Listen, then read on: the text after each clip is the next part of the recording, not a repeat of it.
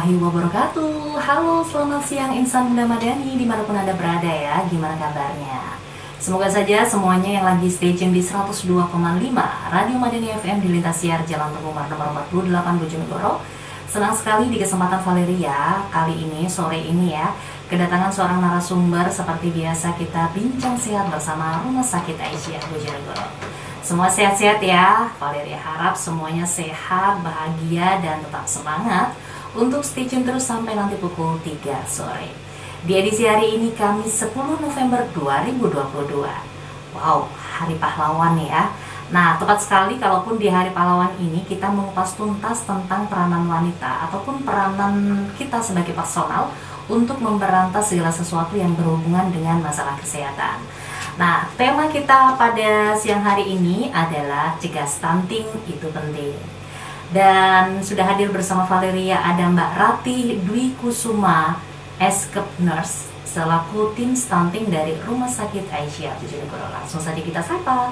Halo, assalamualaikum Mbak Ratih. Waalaikumsalam Mbak Ria. Sehat ya? Alhamdulillah sehat sekali. Iya, semangat nih kayaknya. Semangat sekali pada Hari Pahlawan ini Mbak. Jadi harus tetap betul semangat. banget. Setuju. Jadi kalau kita udah semangat gitu ya, insan muda, insan madani yang ada di rumah juga wajib semangat. Tentu gitu harus ya. wajib semangat Mbak Ria. Iya, betul banget. Oke, satu layanan yang bisa kita fungsikan ya, 8917888 terbuka lebar sampai nanti pukul 3 sore bagi Anda yang ingin bertanya-tanya seputar stunting. Nah, kita bicara tentang stunting nih, insan madani. Pasti udah pada tahu ya, atau belum tahu nih, apa nih stunting ya? Stunting itu apa sih? Nah, nanti bakal dikupas nih sama Mbak Ratna selaku narasumber dari Rumah Sakit Aisyah Bojonegoro. Oke deh Mbak, kayaknya udah pada nggak sabar nih. Udah pengen tahu nih tuh apaan tuh stunting gitu. Silakan. Iya Mbak Ria, terima kasih waktu yang diberikan kepada saya. Assalamualaikum warahmatullahi wabarakatuh. Salam sehat semua bagi insan madani dimanapun Anda berada. Sebelumnya saya perkenalkan dulu ya Mbak Ria, apa sudah dikenalkan ya tadi ya? Boleh. Saya Ratih Dwi Kusuma Ningrum. Saya di sini mewakili sebagai tim stunting dari Rumah Sakit Aisyah Bojonegoro.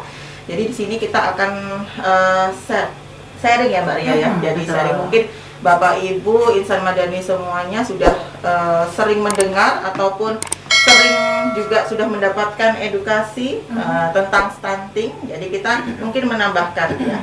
Jadi yang pertama mungkin stunting itu sendiri apa sih stunting itu? Jadi stunting itu adalah masalah kurang gizi kronis yang disebabkan oleh kurangnya asupan gizi dalam waktu yang cukup lama, sehingga mengakibatkan gangguan pada anak, yaitu pada tinggi badan anak lebih rendah atau pendek pada standar usianya. Jadi stunting itu terjadi karena kronis lama gitu Mbak Ria. Gitu. Jadi tidak kondisi stunting tidak terjadi sekarang ini langsung anak ini nggak mau makan misalnya gitu, langsung terjadi stunting, bukan seperti itu. Jadi perjalanannya sudah lama dan berlangsung secara kronis seperti yang lama gitu. Oke, jadi tidak bisa terjadi secara tiba-tiba Iya gitu ya. betul. Kronis butuh waktu yang lama sehingga anak itu timbullah dalam dirinya keadaan stunting gitu ya. Betul sekali Mbak Ria. Oke, kalaupun dalam dikatakan bahwa kondisi itu dalam masa yang kronis atau dalam jangka yang sangat lama gitu, mungkin bisa disampaikan Mbak, umur berapa sih anak itu bisa dikatakan dalam keadaan stunting? Iya. Jadi anak itu dalam keadaan stunting itu pada usia 0 sampai 56 atau 60 bulan atau 5 tahun. Gitu. Jadi anak-anak usia 0 sampai 5 tahun itu yang bisa dikatakan yang masuk kriteria pada pasien-pasien stunting. Tapi biasanya anak-anak dengan stunting ini akan lebih terlihat pada saat di atas usia 2 tahun. Betul. Jadi ciri-ciri dan anaknya akan lebih terlihat dari kalau anak ini lebih dari 2 tahun. Karena pertumbuhan dan perkembangannya sudah bisa dilihat kalau anak di usia 2 tahun ini. Oke, jadi secara kasat mata kita sebagai orang tua sudah bisa menilai anak-anak kita ketika umur 2 tahun tuh anak ini ternyata stunting gitu ya. Betul. Oke, nah kalau memang ciri-ciri ataupun tanda-tandanya itu bisa dilihat nih Mbak, kita ingin tahu juga nih apa nih ya ciri-cirinya supaya kita bisa menilai anak-anak kita itu termasuk stunting ataukah bukan? Oh, betul. Nah, jadi ini yang sering ditanyakan ya Mbak Ria ya. Jadi sering kali kita melakukan edukasi, sering ditanyakan oleh ibu-ibu di luar sana. Jadi Mbak, ini anak saya ini pendek, apakah ini anak saya stunting? Nah gitu. Jadi perlu diingat bahwa anak-anak pendek itu belum tentu stunting. Sedangkan anak stunting itu akan pasti terlihat pendek. Gitu ya. Jadi anak masuk dalam kategori stunting ketika panjang badan atau tinggi badan anak itu ada ukurannya Mbak Ria. Jadi di sini tuh ada namanya standar deviasi. Jadi mungkin segera tahu nanti mungkin bisa diukur pada layar kesehatan. Jadi standar deviasinya itu min 2 dari penilaian tinggi badan dibagi dengan umur. Jadi nggak semesta ini pendek, ini pasien anak saya stunting, bukan. Ada perhitungannya sendiri nanti itu. Gitu Mbak Ria. Iya. Itu sempat terbersit itu dulu ketika anak saya masih kecil, saya lupa umur berapa, setelah 2 tahun juga itu. Untuk tinggi badannya itu tidak sama dengan yang lainnya gitu, tapi betul. Dia pola makan bagus, dia asupan makannya juga saya maksimalkan. Ternyata alhamdulillahnya itu dikatakan tidak stunting gitu loh. Ya, aku sempat apa ya, kepikiran juga ini, waduh gimana nih, masa ini stunting gitu.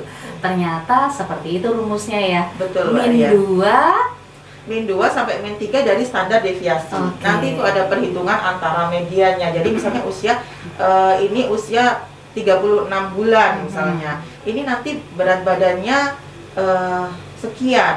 Nanti di situ ada perhitungannya antara berat badan sekian sampai sekian ini masuk stunting. Di bawahnya ini, di atasnya ini dia akan masuk yang sangat pendek sekali atau mungkin pada usia ukuran normal.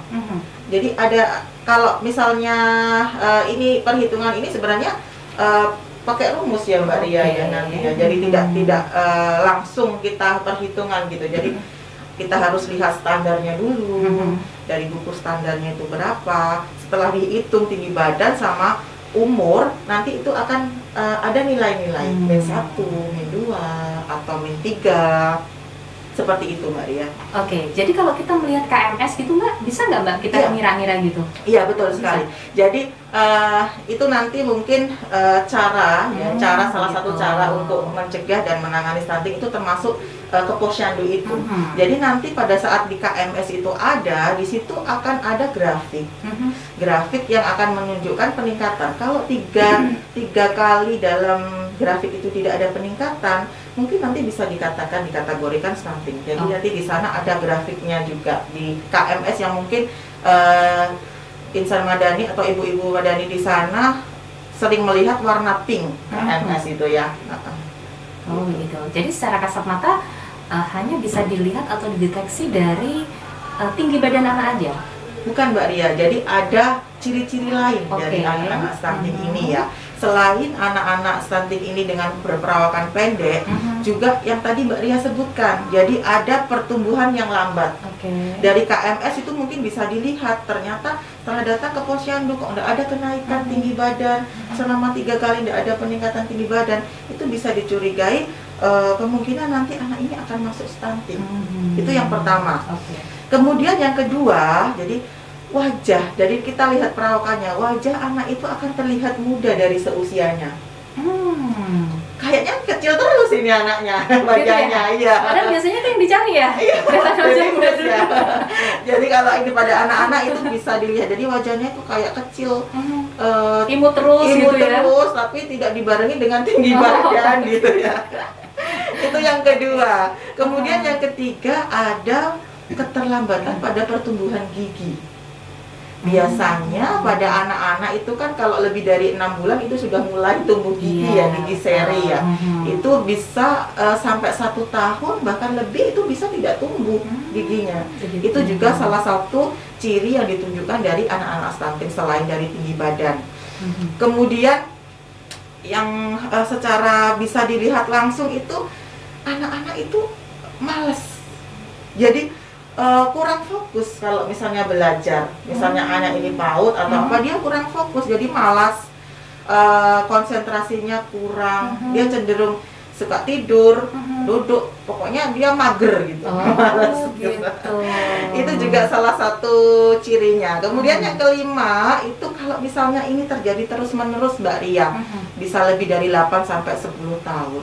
Itu bisa dilihat anaknya itu ya tadi dampak dari yang kurang fokus tadi. Jadi anak yang pendiam. Tapi tidak semua anak pendiam itu stunting ya. Ada cirinya yang lain tadi ya. Kontak matanya itu kurang, layu gitu. Kemudian pada balita itu juga selain stunting, lama-lama dia akan menuju dalam kondisi wasting. Wasting itu balita yang kurus ya. Jadi tidak ada kenaikan atau cenderung menurun. Oh, begitu. Ada lagi Mbak Ria, ya, yang terakhir ini ya, yang penting sebenarnya ya. Anak dengan stunting ini cenderung mudah untuk terserang penyakit atau infeksi. Gampang-gampang sakit, bentar-bentar pilek, batuk pilek, mencret dan sebagainya. Itu juga salah satu ciri dari anak-anak stunting. Jadi tidak hanya kita melihat tinggi ataupun panjang badan dari si anak ya, ternyata ada 5 ciri-ciri yang harus kita ketahui. Jadi jangan sampai kita menjudge hanya dilihat dari pendek aja langsung dibilang stunting gitu ya. Oke deh Mbak Ratna, dan Insan Madani kebersamaan kita belum selesai nih ya. Kita harus break dulu untuk mendengarkan adzan asar daerah Bojonegoro dan sekitarnya. Keep stay tune terus bersama kita. Oke, kembali lagi bersama Valeria dan Mbak Ratih Dwi Kusuma selaku tim stunting dari Rumah Sakit Aisyah Bojonegoro. Senang sekali di kesempatan sore hari ini kita bahas tema tentang stunting, bahwa sebenarnya stunting itu masalah yang sangat kompleks yang bisa dihadapi oleh siapa saja kalaupun kita minim akan edukasi ataupun ilmu tentang kesehatan. Nah, tepat sekali kalaupun di hari ini Mbak Ratih datang bersama kita untuk memberikan wawasan seputar stunting. Nah, Mbak Ratih tadi kan udah dikasih tahu nih ciri-cirinya stunting itu kan ya ada 5 gitu ya, atau 6 tadi ya? Ada 10 Mas. Oh, malah 10 ya? Udah diringkas-ringkas gitu ya? Oke, jadi ketika kita sudah tahu bahwa ciri-cirinya seperti itu nih, kita boleh tahu juga dong sebenarnya penyebabnya apa sih kok sehingga anak itu mengalami yang namanya stunting? Iya, betul sekali Mbak Ria. Jadi ini yang perlu sebenarnya, ini gampang sekali sih sebenarnya untuk mencegahnya. Cuma mungkin karena sebagian dari ibu-ibu mungkin ya yang pasti itu kurang tahu atau kurang edukasi saja. Jadi salah satu penyebab dari stunting sendiri itu dari faktor gizi pada saat ibu hamil. Jadi sebenarnya stunting ini pencegahan, nanti akan dibahas dari pencegahannya ya Mbak Ria. Jadi 1000 hari kelahiran pertama itu yang sangat penting ya. 1000 hari kelahiran pertama itu kan mulai dari janin sampai usia 2 tahun ya Mbak. Nah, itu sangat penting sekali. Kemudian infeksi atau penyakit menular. Jadi infeksi atau penyakit yang menular baik dari ibu ataupun dari anak itu sendiri. Itu juga merupakan faktor penyebab dari stunting itu sendiri. Kemudian kurang gizi ya, kalau yang tadi dari bisa jadi ibu, yang ini kurang gizi dari anak itu sendiri. Jadi mungkin pola makannya yang salah, atau kalau sekarang itu mungkin anak-anak lebih ke fast food ya. Jadi langsung dikasih makanan yang langsung siap saji dan yang disuka, tanpa disadari bahwa itu walaupun mahal tidak sesuai dengan isi gizi pada anak tersebut. Itu. Kemudian pola pengasuhan yang tidak memadai. Jadi di sini Mbak Ria, jadi ini sekedar hanya pengalaman ya. Jadi banyak sekali anak-anak stunting itu kalau dulu memang dari ekonomi, mungkin dari riwayat ekonomi kekurangan atau seperti apa. Tapi pada kenyataannya sekarang itu ada juga yang mungkin istilahnya orang tuanya mampu tapi anaknya bisa tergolong stunting. Itu karena apa? Jadi karena pola pengasuhannya yang kurang. Jadi mungkin dari cara pemberian makannya, dari isi makannya, kadang-kadang ya sudah, ini yang penting anak saya makan, ya sudah makan gitu aja tanpa dia tahu. Atau kadang-kadang ibunya sibuk kerja di rumah sama pengasuhnya gitu ya, jadi pengasuhnya juga yang penting anak ini mau makan gitu. Jadi tanpa ada pengawasan dari orang tua tersebut. Itu juga salah satu penyebabnya Mbak Ria. Kemudian yang kelima yaitu faktor lingkungan. Kenapa faktor lingkungan juga ikut? Jadi faktor lingkungan ini termasuk nanti mulai dari sanitasi, mungkin ada di rumah itu merokok, itu juga bisa jadi faktor karena nanti juga akan pengaruh pada saat kesehatan atau infeksi dari anak tersebut. Kemudian cuci tangan, kemudian air bersih dan jamban yang tertutup itu juga masuk dengan dalam pola hidup sehat pada keluarga. Itu juga berpengaruh atau salah satu penyebab dari stunting itu sendiri. Oke, ada lagi? Itu nanti penjabarannya. Oke. Jadi penyebab stunting itu poinnya lebih banyak di pola asuh orang tua ya? Betul sekali. Selain yang pertama tadi dari ibu hamil ya, mulai dalam kandungan sampai usia 2 tahun, 1000 hari pertama kelahiran, juga setelah kelahiran itu pola asuh ibu juga yang salah gitu. Iya. Tanpa memperhatikan anak ini yang penting ya sudah diberikan ini mau makan gitu. Tanpa isinya ini apa sebenarnya. Betul. Gitu. Jadi kandungan yang dimakan itu harus diperhatikan gitu ya, nggak hanya asal yang penting nasi sama ayam goreng, betul sekali, gitu ya. Atau nasi sama telur. Gitu. Padahal kalau kita pikir-pikir ya sekarang di lingkungan kita banyak sekali mudah untuk didapati produk-produk makanan yang bisa kita olah secara mandiri di rumah. Betul sekali Mbak. Jadi memang semuanya saling mendukung dan berkesinambungan ya, di mana lahan kecil bisa dimanfaatkan untuk produk-produk yang bisa dikonsumsi untuk keluarga, sehingga sebenarnya stunting itu mudah gitu ya sebenarnya dicegah gitu ya. Sekali. Oke. Nah, kalaupun sudah kita ketahui bahwa penyebab stunting seperti tadi nih Mbak, gimana nih caranya supaya kita mencegah tidak terjadi stunting pada anak kita? Apakah ada tips-tips ataupun ada cara-cara khusus pencegahan stunting? Ya betul sekali Mbak Ria. Jadi kalau kita flashback lagi, penyebab stunting itu adalah mulai dari 1000 hari pertama kelahiran, jadi 1000 janin, itu juga ternyata yang paling utama itu sebelum terjadi pembuahan, sebelum terjadi reproduksi, yaitu pada remaja-remaja. Yang pertama kita harus fokusnya, dari ini juga sudah digalakkan oleh pemerintah untuk memberikan zat besi pada remaja dan juga memberikan edukasi tentang gizi dan reproduksi. Harapannya nanti untuk mempersiapkan remaja ini pada saat menjadi calon pengantin. Jadi remaja ini tidak kekurangan gizi, tidak anemia. Jadi sudah tahu nantinya anaknya akan dikasih gizi seperti apa. Itu sebenarnya tombak utamanya itu sebelum remaja ini jadi seorang ibu atau jadi seorang ayah. Itu yang salah satu yang digalakkan oleh pemerintah juga, memberikan zat besi kepada remaja.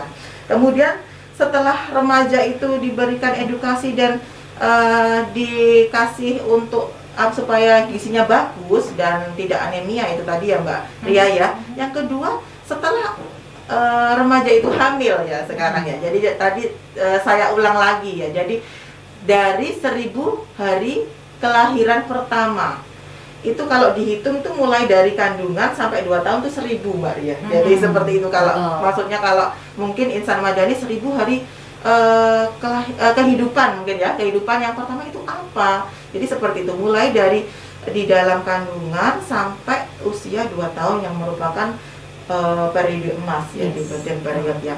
Itu harus juga mendapatkan zat penambah darah atau FA minimal 90 hari selama masa kehamilan. Kemudian juga yang ketiga, pada ibu hamil itu biasanya sering mual gitu ya Mbak Ria ya. Jadi kalau sekarang sudah tahu caranya seperti apa mencegah, mungkin ibu-ibu akan bisa mencegah. Oh, saya mual, ya sudah, saya harus tetap makan makanan yang cukup gizi. Tidak hanya saya mual, bisanya saya hanya makan buah saja ini Mbak Ria. Nah, apa yang didapat? Sedangkan gizi ibu hamil itu kalau mungkin gampangnya contohnya itu isi piringku itu mungkin kalau ini ya. Jadi harus ada sepertiga dari setengah piring itu ada lauk, ya, gampangannya gitu jadi ukurannya. Kemudian sepertiga dari setengah piring itu buah-buahan. Kemudian 2/3 dari isi piring itu adalah karbohidrat yang biasanya boleh mie, boleh nasi, boleh tepung, boleh roti dan sebagainya. Kemudian yang 2/3 lagi adalah sayur-sayuran, sumber mineral. Jadi kayaknya kita kalau makan itu bayangkan piring kita itu ada itu gitu loh. Jadi nanti ibu-ibu itu apapun itu boleh dimodifikasi. Yang jelas di sana kayaknya saya baru makan buah nih, enaknya makannya ini apa ya? Itu juga sangat pengaruh. Itu untuk tambahan ya, makanan tambahan dan gizi seimbang untuk ibu hamil. Karena apa? Nanti kalau itu tidak terpenuhi Mbak Ria, dampaknya itu kasihan. Nanti bisa terjadi yang namanya BBLR, berat badan lahir rendah. Kalau ibunya kurang nutrisi, akhirnya anaknya lahir dalam kondisi berat badannya kurang. Itu juga akan berpengaruh juga pada stunting untuk pertumbuhannya kalau tidak ditangani dengan bagus ya Mbak Ria. Kalau ditangani dengan bagus, dengan pengetahuan yang bagus, ya berat badan lahir rendah itu akan bisa tertangani. Kemudian yang keempat itu persalinan harus ditangani sama petugas kesehatan atau di pelayanan. Kalau sekarang sih mungkin sudah di situ semua ya Mbak Ria ya. Kenapa seperti itu juga cara mencegah? Karena nanti itu ada setelah pos melahirkan itu akan ada namanya efek-efek atau mungkin infeksi pasca kelahiran atau kelahiran itu ada baby blues dan sebagainya. Itu bisa dilaksanakan atau bisa dicegah kalau si ibu itu dengan bidan atau dengan pelayanan yang berkompeten gitu. Kemudian yang kelima lah, setelah bayi ini lahir itu harus dilakukan yang namanya inisiasi menyusui dini atau IMD, yaitu proses menyusu yang segera itu loh Mbak Ria ya. Jadi 1 jam pertama anak itu harus bisa menyusu, asinya harus disusu. Kalau misalnya sekarang mungkin sudah di rumah sakit yang kita lihat itu lahir langsung ditaruh di dada ibu, nah itu termasuk salah satu upaya untuk IMD, inisiasi menyusui dini itu Mbak Ria ya. Jadi yang selanjutnya setelah bayi lahir, jangan putus sampai itu, harus diberikan ASI eksklusif sampai usia 6 bulan. Karena 6 bulan itu yang dibutuhkan, yang hanya dibutuhkan oleh bayi yaitu ASI saja. Kemudian baru setelah 6 bulan itu nanti akan dilanjutkan dengan makanan pendamping ASI. Kenapa? Karena sudah tidak cukup ASInya itu, gizi ASI itu Mbak Ria. Kalau sudah usia di atas 6 bulan itu tadi harus dilakukan pendampingan dan makanan tambahan. Seperti itu. Kemudian yang selanjutnya itu setelah sudah ASI bagus, itu harus dilakukan imunisasi dasar lengkap dan pemberian vitamin. Ini juga selain itu juga berpengaruh juga Mbak Ria. Nanti kan ini akan diimunisasi nih, dibawa ke pelayanan atau ke posyandu. Di sana juga nanti akan dilakukan pengukuran, betul ya? Pengukuran atau pemantauan tumbuh kembang dari si anak sehingga nanti kita tahu belum terlambat gitu loh maksudnya. Oh ini anak saya ternyata 3 kali pertemuan tidak ada kenaikan berat badan, grafiknya tidak ada kenaikan. Jadi di situ nanti dia akan tahu. Jadi segera bisa ditangani. Dan yang kemudian yang terakhir yaitu yang saya jelaskan tadi ya Mbak Ria, jadi pola hidup bersih dan sehat. Itu salah satu cara pencegahannya juga. Oke, pola bersih hidup dan sehat. Oh kebalik. Ya kan? Pola hidup bersih dan sehat. Betul. Jadi dimanapun, kapanpun ya tetap wajib itu. Wajib sekali. Iya. Nah, jadi memang benar Insan Madani. Kalaupun edukasi tentang stunting ini harus dimulai dari remaja, itu sebenarnya sudah harus mulai gitu ya, harus tahu gitu. Ketika seorang remaja itu nanti kedepannya akan menikah, dia harus punya bekal ilmu di mana nanti kebaikan kesehatan dirinya, anaknya dan keluarganya nantinya ya. Dan memang benar yang disampaikan tadi, mulai dari pemberian vitamin E untuk remaja putri, Fe ya. Terus kemudian melalui edukasi-edukasi yang lain yang tak kalah pentingnya, kita bisa browsing juga. Asalkan browsing yang benar gitu ya ilmunya. Jangan sampai nanti dibilang stunting bisa menyebabkan apa, kita langsung percaya lah, itu bahaya juga. Nah, kalaupun kita udah tahu nih cara pencegahannya seperti itu, nah bagaimana bila sudah terjadi anak-anak kita itu stunting, Mbak? Apakah kita bisa mengembalikan Betul. ke posisi normal mungkin Iya, gitu? betul. Iya. Tadi yang sudah kita jelaskan adalah cara mencegah ya Mbak Ria ya, sebelum terjadi stunting Oke. harus seperti ini. Sekarang kalau misalnya sudah terjadi nih anak ini sudah di stunting. Jadi yang pertama kita akan memberikan karena lebih susah ya Mbak Ria ya sebenarnya ini tidak bisa langsung 1 bulan atau 2 bulan, ini lebih jangka waktu lama juga untuk gitu. mengembalikannya. Jadi yang pertama kita harus memberikan benar-benar anak ini asupan gizi yang cukup, bahkan lebih ditambahkan. Oke. Kemudian kita cari dulu ini Mbak Ria, Apanya? ini anak ini stuntingnya karena apa? Oh. Seperti yang tadi tak jelaskan ya. Jadi apa mungkin anak ini ada penyakit yang lain gitu? Apa memang hanya salah pola asuhnya, atau memang anak ini ada kesusahan dalam mencerna atau penyakit pencerna untuk mencerna makanan atau dan sebagainya. Makanya pada pasien-pasien stunting, pada saat waktu saya dan tim untuk melakukan kunjungan itu dibarengi dengan dokter spesialis anak ya, Dr. Retno, itu harus melakukan pemeriksaan dulu sebelum melakukan intervensi pada anak yang sudah stunting ini. Ini kenapa? Oh, memang karena pola asuh saja. Ya sudah, nanti kita tangani pola asuhnya, mulai dari nutrisi, cara makan dan sebagainya. Apabila kok kelihatannya ini ada penyakit penyerta yang lain, kita cari dulu Mbak Ria. Jadi kita lakukan pemeriksaan, mungkin kita pemeriksaan darah atau pemeriksaan ronsen atau mungkin pemeriksaan penunjang lainnya. Itu ternyata misalnya ini anak ini karena pola asuh saja. Jadi pola asuh saja kita bisa memberikan makanan tambahan ya.